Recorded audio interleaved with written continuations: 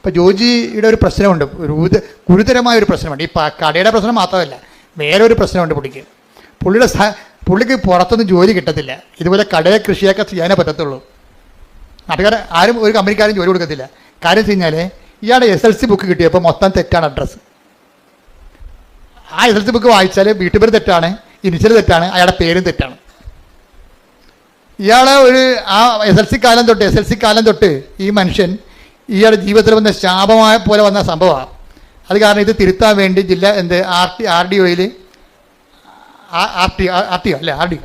RDO അതുപോലെ തന്നെ തഹസിൽദാർ, അതുപോലെ തന്നെ വില്ലേജ് ഓഫീസർ, ഇങ്ങനെ ഗവൺമെൻറ് ഇതുപോലെയുള്ള തിരുത്തൽ സങ്കേതങ്ങളിലൊക്കെ പുള്ളിക്കാരൻ നടന്ന് ഒരു 2 കൊല്ലമൊക്കെ നടക്കും. അങ്ങനെ 20 വർഷം പല ഓഫീസിൽ കയറി ഇറങ്ങി ഇതിനു വേണ്ടി ഉണ്ടാകുന്ന അവർ ആവശ്യപ്പെടുന്ന എല്ലാ രേഖകളും ഉണ്ടാക്കിയിട്ടും ഇന്ന് വരെ ഒരു പുല്ലും നടന്നിട്ടില്ല. ആകപ്പാടെ വല്ലാത്ത ജീവിതം. ഇനി പഠിത്തത്തിൻ്റെ പരിപാടി നിർത്തി. എന്താ കാര്യം? സർട്ടിഫിക്കറ്റ് അഡ്രസ്സ് തെറ്റാണ്. ഇപ്പം നിങ്ങൾക്കറിയില്ല, പാസ്പോർട്ടിലൊക്കെ പേരൊക്കെ തിരിച്ചു കഴിഞ്ഞാൽ ഉള്ള അവസ്ഥ എന്തായിരിക്കും? ഒന്ന് റിജക്റ്റ് ചെയ്യും സംഭവം. ഇനിയുള്ള കാലങ്ങളിൽ നിങ്ങൾ വളരെ ശ്രദ്ധിക്കണം. അതായത് ഞാനൊരു രാജ്യത്ത് ചെന്നപ്പോൾ അവിടെ നമ്മളാരും അവിടെ എമിഗ്രേഷൻ വെച്ചിട്ടില്ല. കമ്പ്യൂട്ടറാണ് എമിഗ്രേറ്റ് ചെയ്യണത്. നമ്മൾ ഡേറ്റ അടിച്ചു കൊടുക്കേണ്ടി വരും. അപ്പോൾ നമ്മുടെ കൃഷ്ണമണിയും കൈയും കാലും അഡ്രസ്സും എല്ലാം ഓൾറെഡി എല്ലാ രാജ്യങ്ങളിലും ഉണ്ട്.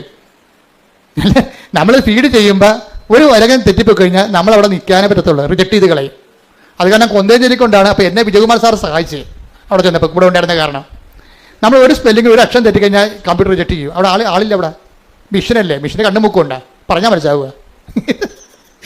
എന്ത് അപ്പോൾ ഇനിയുള്ള കാര്യങ്ങൾ ചെറുപ്പക്കാർ ഭയങ്കര ശ്രദ്ധിക്കണം കേട്ടാ, ഭയങ്കര സീരിയസ് കാര്യമാണ്. ശ്രദ്ധിക്കട്ടെ മക്കളെ.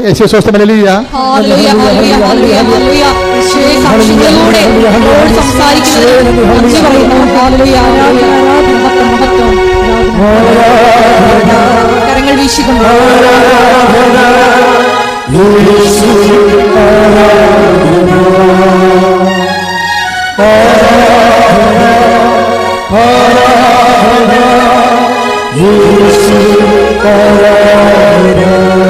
പരമദിവ്യകാരണത്തിന് ആരാധനയും സ്തുതിയും പുകഴ്ചയും ഉണ്ടായിരിക്കട്ടെ. അപ്പോഴേ പെട്ടെന്ന് ജോജിയുടെ കടയെല്ലാം പൂട്ടി വരുമാനമെല്ലാം നിലച്ചപ്പോൾ ഒരു കൂട്ടുകാരൻ പറഞ്ഞ്, എടാ ആലപ്പുഴ ഒരു മാതാവുണ്ട്, സർട്ടിഫിക്കറ്റ് തിരുത്തി തന്നെ നേരെയാക്കുന്ന ആളുണ്ടെന്ന് പറഞ്ഞു. അങ്ങനെ പുള്ളി ഇവിടെ വന്നത്. മാതാവ് പലതരത്തിലുള്ള ആൾക്കാർ അറിയപ്പെടുന്നത്. ജോജിയുടെ സാക്ഷ്യം കേട്ടാൽ മനസ്സിലാവും. അങ്ങനെ പറഞ്ഞിരിക്കണം, ആലപ്പുഴ മാതാവുണ്ട്, ഇതൊക്കെ നേരെയാക്കുന്ന ആളാണെന്ന് പറഞ്ഞു. പുള്ളിക്കാരൻ ഇവിടെ വന്നപ്പോഴാണ് കേൾക്കുന്നത് സഞ്ചാരി മാതാവാണെന്ന്. അപ്പോൾ പുള്ളിക്ക് സന്തോഷമായി. എന്താ കാര്യം? പുള്ളി ഒറ്റക്കിടന്ന് ജീവിച്ച ആളാണ്. പുള്ളിയെ സഹായിക്കാൻ പ്രത്യേകിച്ച് ആൾക്കാരില്ല. ഇപ്പോൾ സഹായിക്കാൻ ആളെ കിട്ടിയില്ല എന്നുള്ള സന്തോഷത്തിൽ പുള്ളി ഇത് കംപ്ലീറ്റ് ആയിട്ട് കയറി വിശ്വസിച്ച്. അങ്ങനെ അനുഗ്രഹം കിട്ടി, എൻ്റെ വിശ്വസിക്കാനുള്ള അനുഗ്രഹം കിട്ടി. ആ പുള്ളി നോക്കിയപ്പോൾ ഇവിടെ ഓരോരുത്തരും ഇല്ലാത്ത കുറേ സംഭവങ്ങളൊക്കെ ഉണ്ട്. എന്താ കാര്യം? ഉപ്പുണ്ട്, പിന്നെ എന്താണ് ഉടമ്പടി തൈലമുണ്ട്. അപ്പോൾ അതിനെക്കുറിച്ച് കൃത്യമായിട്ട് ഞാൻ പറഞ്ഞു കൊടുക്കുന്നുണ്ട് ആൾക്കാർക്ക്. എന്താ കാര്യം? ഇതെല്ലാം ഒന്ന് നമ്മൾ ഈ ഉടമ്പടി ആക്ടിവേറ്റ് ചെയ്യണം എങ്ങനെയാണ്? 1 പ്രാർത്ഥന, 2 പ്രഖ്യാപനം, 3 പ്രയോഗം. അപ്പോൾ ഈ ഉപ്പൻ്റെതാണ് ദൈവത്തിൻ്റെ സാന്നിധ്യത്തിന് ആക്ടിവേറ്റ് ചെയ്യാനാണ് പ്രയോഗം വരണത്. ഇതെന്ത് നമ്മൾ ആക്ടിവേറ്റ് ചെയ്താലും നമുക്ക് സാന്നിധ്യം സംലഭ്യമാകും. അതുകൊണ്ടാണ് ഈ ഉടമ്പടി നമ്മൾ ശ്രദ്ധിക്കുമ്പോൾ ഉടമ്പടിയിൽ അയക്കുന്നവർക്കുള്ള ഓഫർ എന്താണ്? I will come with you wherever you go. നിങ്ങൾ എവിടെയായിരുന്നാലും ഞാൻ നിങ്ങളുടെ കൂടെ ഉണ്ടാവും. ഈ ഉണ്ടാകുന്ന ആളിൻ്റെ ശക്തി അവിടെ സംലഭ്യമാക്കുന്നതിന് വേണ്ടിയാണ് ഈ പ്രയോഗവിധികളുള്ളത്. ആ പ്രയോഗവിധികൾ എന്താ ചെയ്യണത്? അത് ഈ ജോലി പറയുന്നത്, ഞാൻ ഇത് അറിഞ്ഞോടുകൂടി ഞാൻ ഉപ്പ് എടുത്തുകൊണ്ട് വില്ലേജ് ഓഫീസിൽ പോയിരുന്നു. ആ സാക്ഷി നിങ്ങൾ കേൾക്കണം കേട്ടോ, നല്ല സാക്ഷിയാണ്. കാരണം 20 കൊല്ലമായിട്ട് നടക്കാത്ത കാര്യമല്ലേ, സർട്ടിഫിക്കറ്റിൽ വന്നിരിക്കുന്ന പെശകല്ലേ. അപ്പോൾ എത്രയോ കാലം ഈ മനുഷ്യൻ ഇതുപോലെ വില്ലേജ് ഓഫീസ് മാറി വന്ന വില്ലേജ് ഓഫീസ് താലൂക്ക് ഓഫീസിൽ പോകും. അവർ 100,000 ഉടായ്പകൾ പറഞ്ഞ് ഇയാളെ മടക്കുകയാണ് പതിവ്. അയാൾ വെൽക്കം ചെയ്യത്തില്ല. പക്ഷേ ഇയാൾ എന്ത് ചെയ്ത് ചെല്ലുമ്പോൾ തന്നെ പുള്ളി പറയുന്നത്, ഞാൻ വിശ്വാസ പ്രമാണം ചൊല്ലി ഉപ്പിൻ്റെ 2 തരികൾ വില്ലേജ് ഓഫീസിൽ ഇട്ടെന്ന്. അതാണ് പ്രയോഗം എന്ന് പറയുന്നത്. എന്താ പ്രശ്നം വെച്ച് കഴിഞ്ഞാൽ അപ്പോൾ അയാളത് പറയുന്നുണ്ട്, ഇത് കൂടോത്രം മന്ത്രവാദമൊന്നുമല്ല, ഒരു വ്യക്തിയിലെ വിശ്വാസത്തെ പ്രയോഗിക്കുന്നതാണ്. എന്താ വിശ്വാസം? അവൻ്റെ വിശ്വാസം എന്താ? യേശു കർത്താവാണെന്ന് അതരം കൊണ്ട് ഏറ്റു പറയണം. ദൈവം അവനെ മരിച്ചവൻ ഉയർപ്പിച്ചെന്ന് ഹൃദയത്തിൽ വിശ്വസിക്കണം. ഇതിൻ്റെ ആക്ടിവേഷനിലാണ് ഈ ഉപ്പ് ഇടണത്. എന്താ കാര്യം? യേശുവിൻ്റെ നാമത്തിലാണ് ഇടണത്. തടസ്സങ്ങൾ മാറ്റുന്നത് അങ്ങനെയാണ്. ഇപ്പോൾ 10:17 വായിച്ച് 10:17 അപ്പോസ്തലന്മാർക്ക് തടസ്സങ്ങൾ മാറ്റാനുള്ള അധികാരം കൊടുക്കുന്നുണ്ട്. ലൂക്കാ 10:17 വായിച്ചവനെ ശ്രുതികട ഹല്ലേലൂയ ഹല്ലേലൂയ ഹല്ലേലൂയ ഹല്ലേലൂയ യേശുവേ നന്ദി ഹല്ലേലൂയ ഹല്ലേലൂയ ലൂക്ക 10:17. ആ 72 പേരും 72 പേരും സന്തോഷത്തോടെ തിരിച്ചുവന്നു പറഞ്ഞു, കർത്താവേ, നിന്റെ നാമത്തിൽ പിശാചുക്കൾ പോലും ഞങ്ങൾക്ക് കീഴ്പ്പെടുന്നു. അതാ ആർക്കാണ്? ക്രിസ്തുവിനല്ല. ഇത് ആരാണത് പ്രഖ്യാപിക്കണം? അവന് കീഴ്പ്പെടുകയാണ്. അതാ അതിന്റെ ഫോർമുല. എന്താ പറയണത്? എന്ന് പറഞ്ഞ് 10:17 ലൂക്ക എന്താ പറഞ്ഞ? കർത്താവേ, നിന്റെ നാമത്തിൽ പിശാചുക്കൾ പോലും ഞങ്ങൾക്ക് കീഴ്പ്പെടുന്നു. അപ്പൊ പിശാച് വരെ കീഴ്പ്പെടുന്നുണ്ടെങ്കിലും മനുഷ്യന്റെ നിയമങ്ങളൊക്കെ അതിന് താഴെ ഉള്ളൂ. അപ്പൊ ലോകത്ത് നിന്റെ ജീവിതത്തിന് അട്ടിമറിക്കുന്ന എല്ലാ ശക്തികളെയും തട്ടി താഴെയിടാൻ വേണ്ടിയുള്ള പ്രയോഗവിധികളാണ് വിശ്വാസ പ്രഖ്യാപനത്തിൽ വരണത്. കൈയടിച്ച് ശ്രദ്ധിക്കട്ടെ.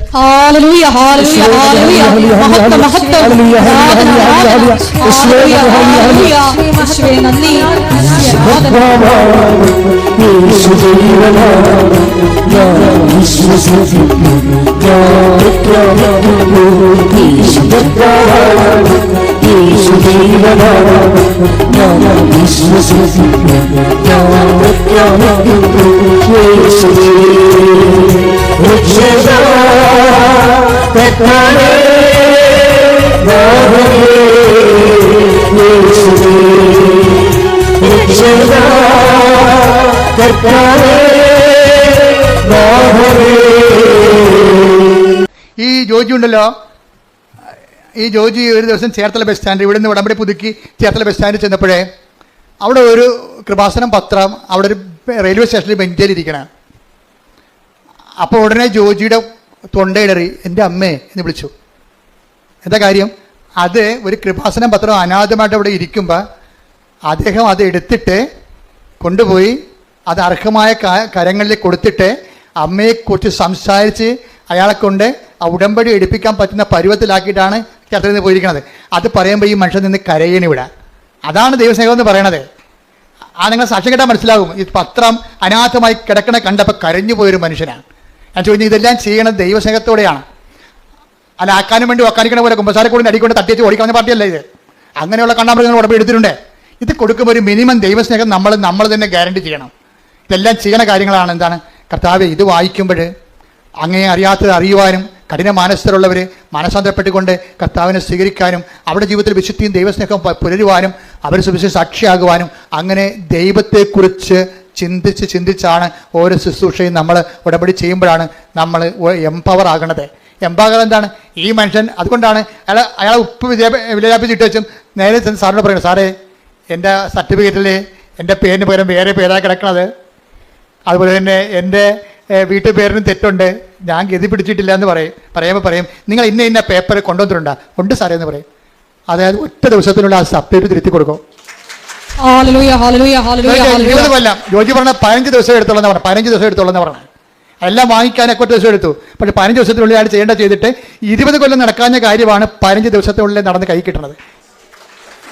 അതായത് നമുക്ക് എംപവറായി കഴിഞ്ഞാലേ നമ്മളിപ്പോൾ ദൈവത്തിന് തോന്നണം നമ്മൾ ദൈവത്തിൻ്റെ പുള്ളിയാണ്. അല്ല, നിങ്ങൾ വയറ്റിപ്പഴപ്പിന് വേണ്ടി ഇങ്ങനെ അരഞ്ഞു കെട്ടി ആലപ്പുഴ നടക്കണം തോന്നരുത്. അത് വയറ്റിപ്പഴപ്പിന് വേണ്ടിയേ അരഞ്ഞു കെട്ടി ആലപ്പുഴ നടക്കണം ദൈവത്തിന് തോന്നരുത്. ദൈവത്തിന് വേണ്ടി നമ്മൾ തയ്യാറാക്കി അരമുറുക്കി ഇറങ്ങിയിരിക്കണം ദൈവത്തെ തോന്നിയാൽ പടപടാന്ന് നടക്കും ഈ സംഭവം. അതെന്താണ്? അത് അവസാനം വരെ ഇരിക്കുന്നത്. ഈ കയറി ചെല്ലുന്ന ഇടങ്ങളിലെ കർത്താവ് എന്താ പറഞ്ഞത്? ഇതാ സർപ്പങ്ങളുടെയും തേളുകളുടെയും ശത്രുവിൻ്റെ സകല ശക്തികളുടെ മേൽ ചവിട്ടി നടക്കാൻ ഞാൻ നിനക്ക് അധികാരം നൽകുന്നു. അപ്പം നിനക്ക് വിശ്വാസം മുക്കുന്നതനുസരിച്ച് ദൈവസംഘം വർദ്ധിക്കുന്നതനുസരിച്ചുകൊണ്ട് നിനക്ക് ദൈവത്തിന്റെ അധികാരമാണ് വർദ്ധിക്കണം. കൈയടിക്കട്ടെ.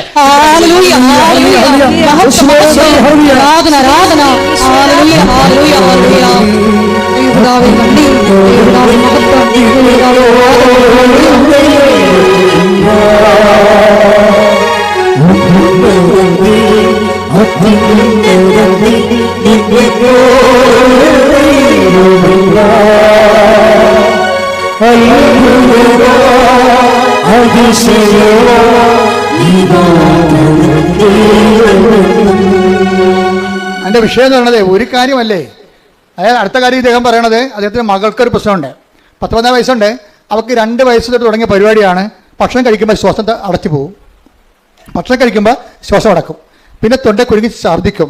അപ്പോൾ വേണമെങ്കിൽ ആ ഭക്ഷണം കഴിച്ചുകൊണ്ടിരിക്കുന്ന സ്ഥലത്ത് തന്നെ പാത്രത്തിൽ തന്നെ ഛർദ്ദിച്ചിടും. ഇതിങ്ങനെ വർഷങ്ങളായിട്ട് തുടങ്ങിയതാ. 14 വയസ്സുണ്ട് ഇപ്പം. അപ്പം ഇത്രയും നടന്ന് ഇതിന് മാറ്റം പല മരുന്നുകൾ കഴിച്ചിട്ട് മാറ്റമില്ല.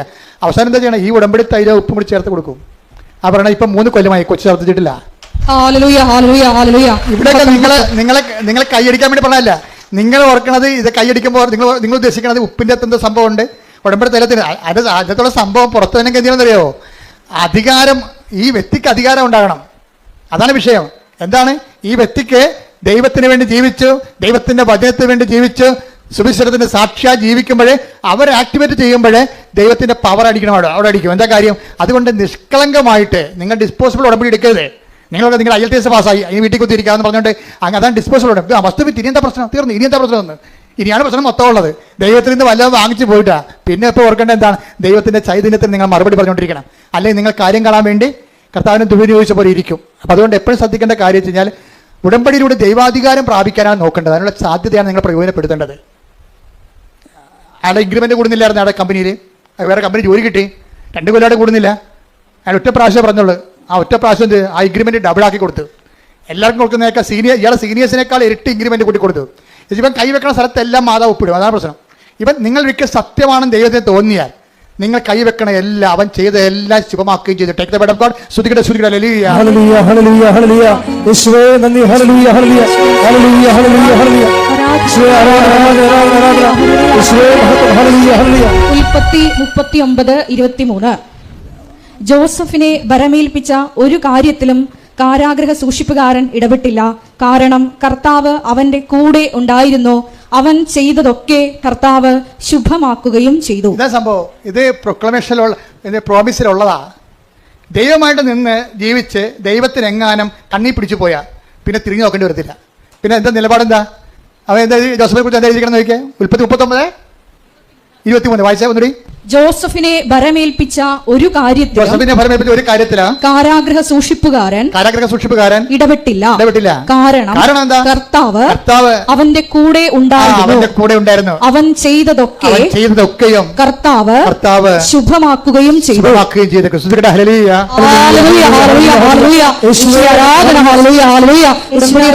കൂടെ സഞ്ചരിച്ച് എല്ലാം ശുഭമാക്കുന്ന ദൈവമാതാവിന്റെ സാന്നിധ്യത്തിന് നന്ദി പറയുന്നു.